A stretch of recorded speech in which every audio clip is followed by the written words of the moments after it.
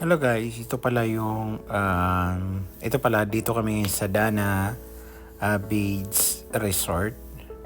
Nagpa-iftar kasi ang company namin. So nag-gather kami dito.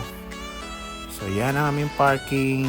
Yan ang kanilang parking. Sorry, yung mga kasama ko pupunta sila sa dyan sa swimming pool.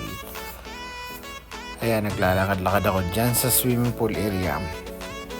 Actually, maganda yung area nila. So yan, naglakad-lakad ako dyan kasi yung mga iba naliligo sila doon. So merong swimming pool yan, swimming pool ng mga bata. Tapos, yan, meron din palaruan siya sa labas like billiard. Pero hindi ako kasi makapasok dyan, saka bowling. Hindi yan, may bowling yun, yung ball. Ano yun, nakalimutan ko yun. Anyway, so yan ang kanilang view sa labas. So again, lumabas ako. Yan ang kasama ko sa company, si Mr. Aldi.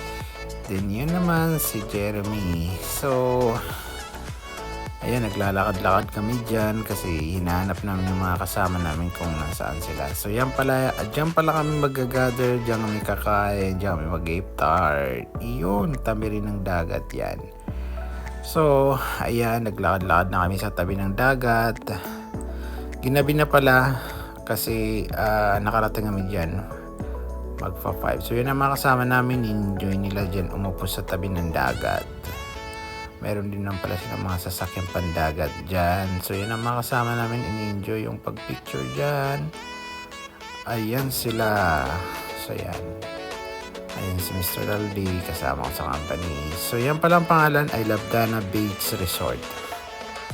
Then meron din silang coffee shop dyan sa mga paligid. Ayun, doon sa Bandaron. Pero hindi ako nagpunta doon. Dyan. So tingnan niyo, maganda rin ang view. Siya ang sabi ko na may coffee dyan. Ayun, no coffee. Pero hindi ko chinek kung bukas yan. So yan again yung kanilang view. May mga upuan sila dyan. Tapos unique din yung kanilang bubong. So while waiting, naglakad-lakad muna ako dyan para maka-fresco. Tapos yan pala ang ginabi na. Tapos kinuhaan ko ng video ang dagat.